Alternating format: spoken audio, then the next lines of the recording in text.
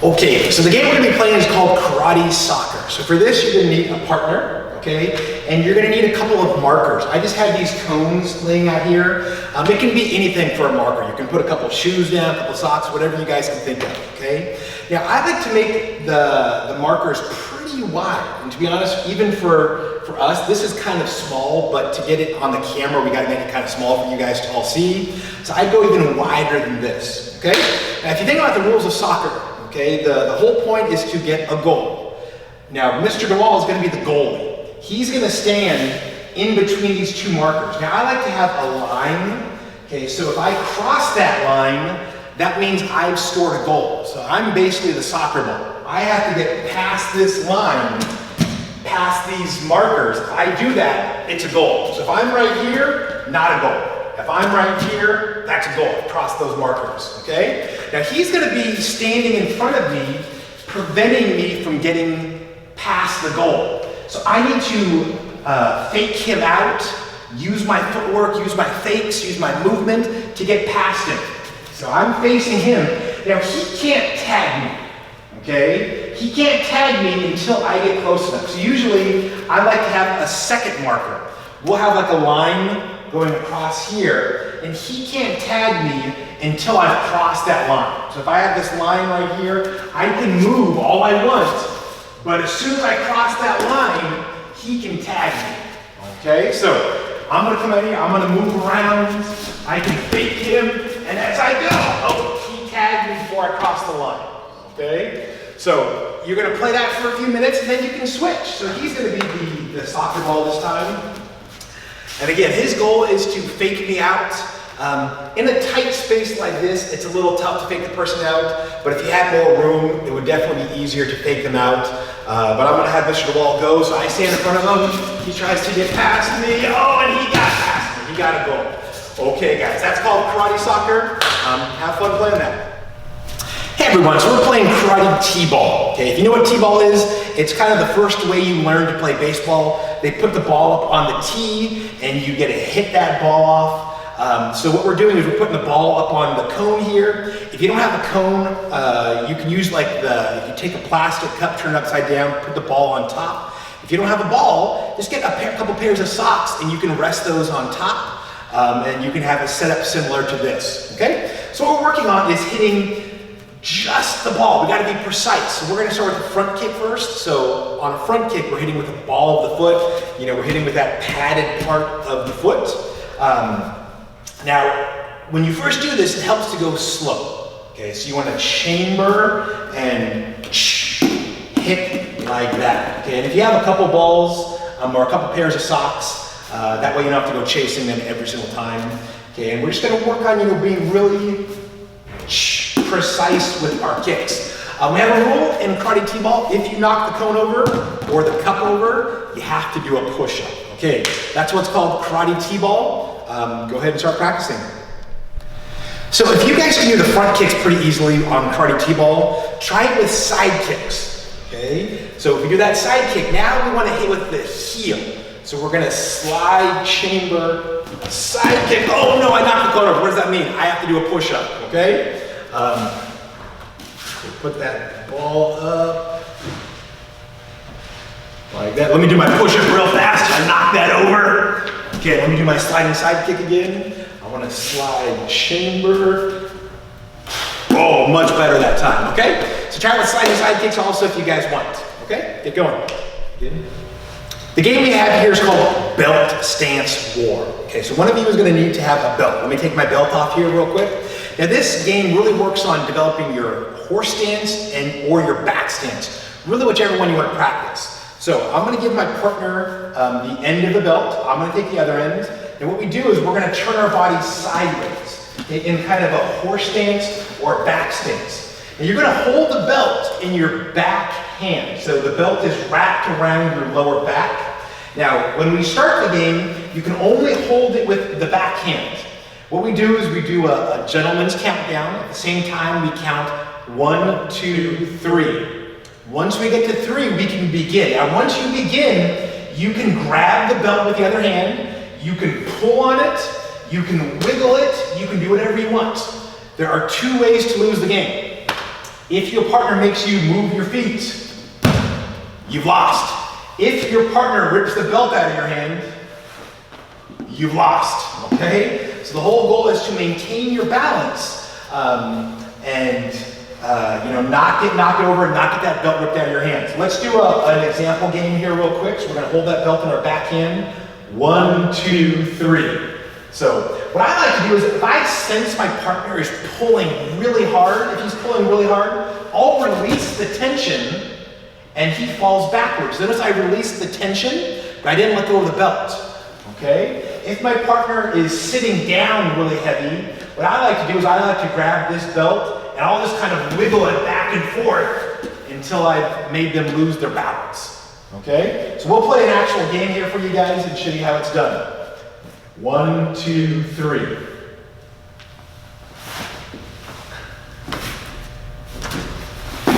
Okay, that's how it's played, you guys. Belt stance wars.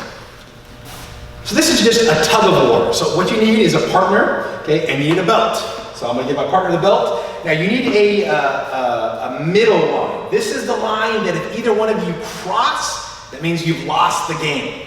Okay, so we'll say this line right here between the blue and gray mat is the marker. Okay, so again, we do what's called the gentleman's countdown. At the same time, we count 1, 2, 3. Once you get to 3, your goal is simply to pull your partner across that line. Now, a tug-of-war, you gotta be nice to your partner. Never, ever, ever let go of the belt. Okay, that's not a nice thing to do. That's how your partner can get hurt. Make sure you got room when you play this. You don't wanna, if you accidentally let go, your partner goes flying into the wall. Make sure you got plenty of room. So what we do is we go 1, 2, 3, and we pull, and we try to pull our partner across the line, and he keeps, oh, okay, and he beat me, he pulled me across the line. Okay guys, that's how you can do tug-of-wars. Okay, start playing. So this game is called dead pulls, okay? Your partner is gonna basically be dead weight. They're gonna sit on the ground, and what they're gonna do is they're gonna plant their heels into the ground, and you have to pull up that dead weight, okay? And then we take turns with this. Now when you're the person on the ground, don't let your feet slide forwards. Plant your feet into the ground so your partner isn't dragging you, they're basically pulling you up. So I'm gonna get into a good stance here, and I just have to pull his body weight up like this, and then we switch, okay? I sit down, and I wanna hold on to that belt tight.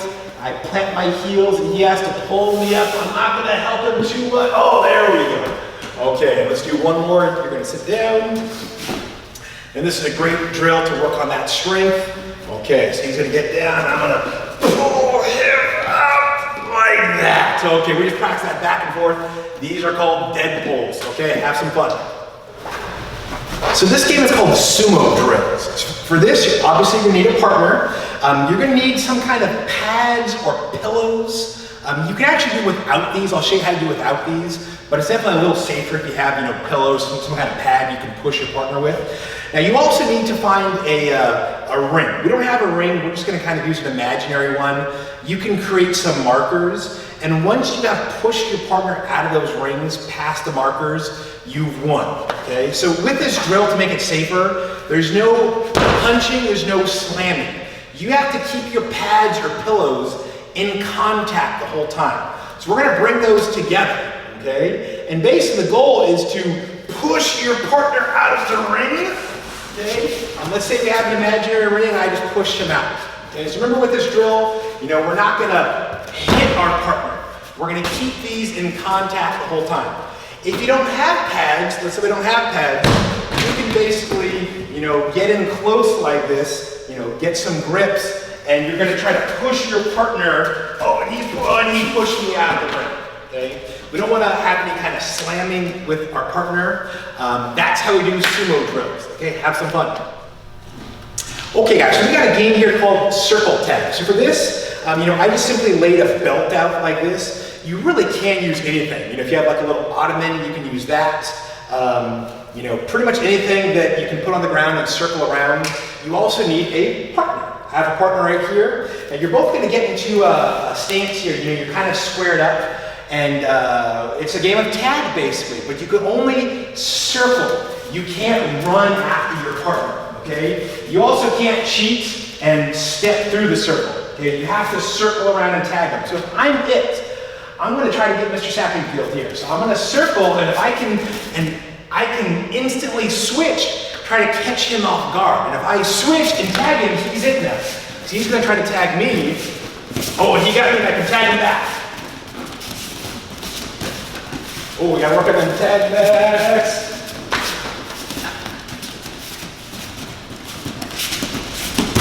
Okay, guys. So the bigger the item that you're circling around, the more difficult it is to get to your partner. You know, if that item's really small, you're going to be tagging each other a lot. So decide how you want to play it.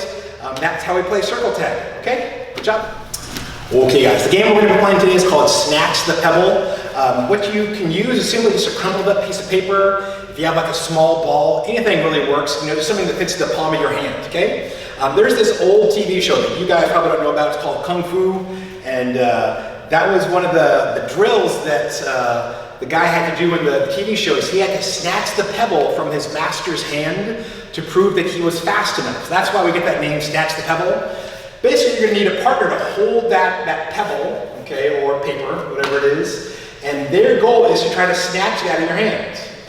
Okay? My goal is to not let him do that. Okay, so as he tries to snatch it, I'm going to pull it away. So he's got to be kind of sneaky. You know, he can bounce around, he can fake. Okay, whenever he wants to, he's going to try to get that. Oh, almost got it. Almost got it. Oh. I think he probably won that one. Okay. So that's how the game Snatch the Pebble works. Go ahead and have fun with that.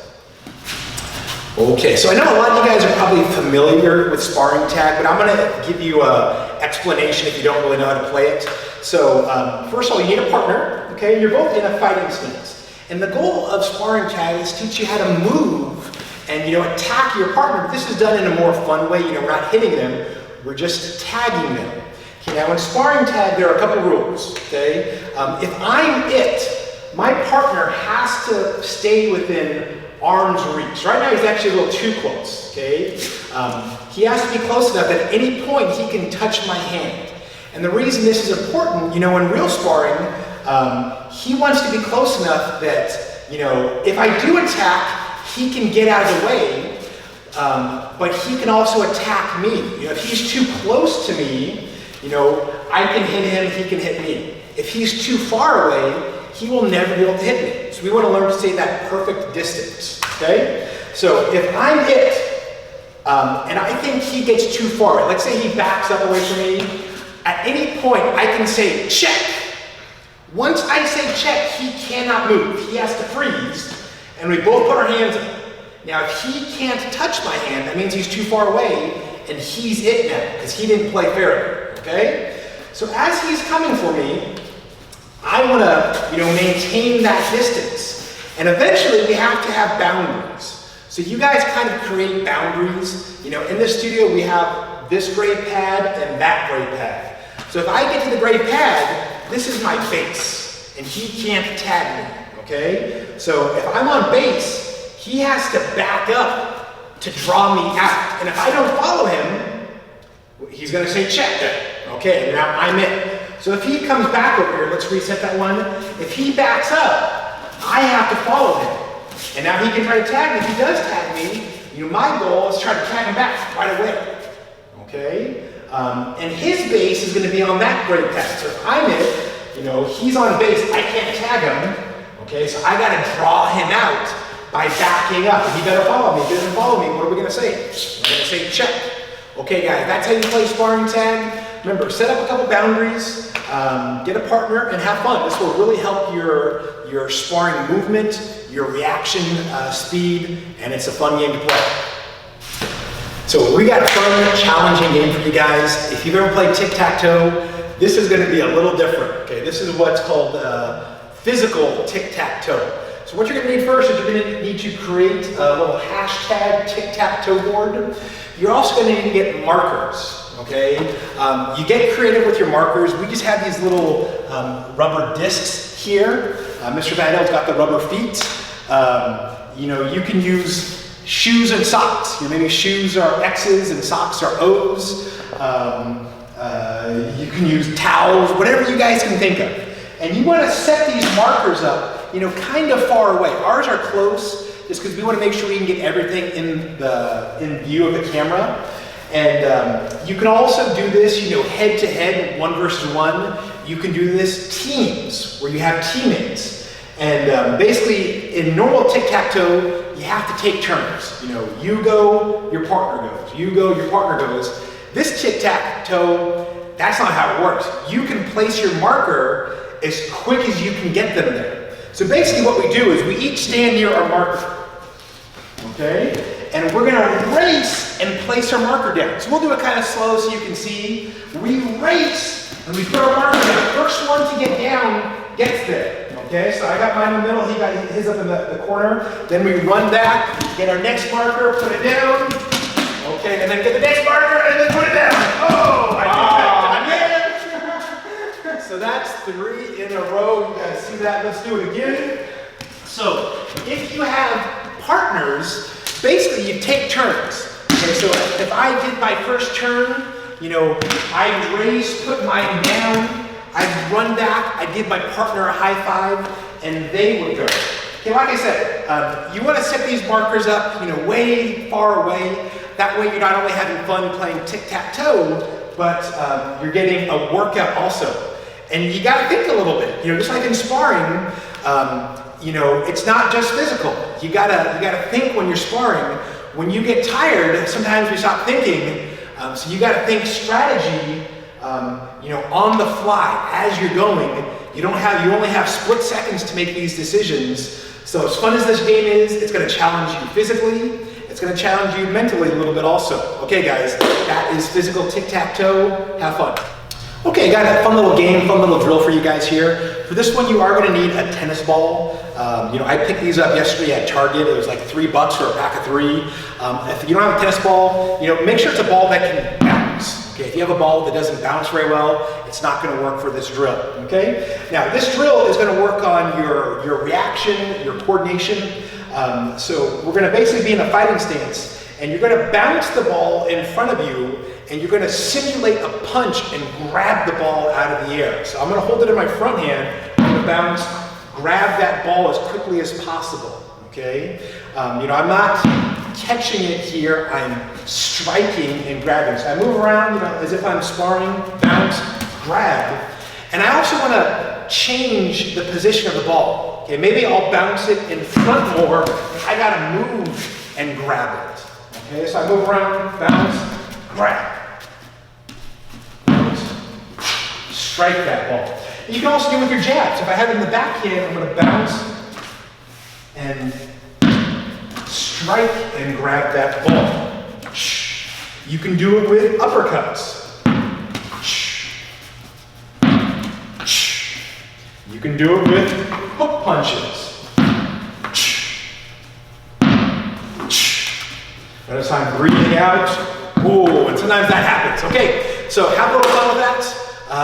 You know, this will really help you guys to work on your precision, your speed, and it's just a fun way to practice your punches. Okay, have fun.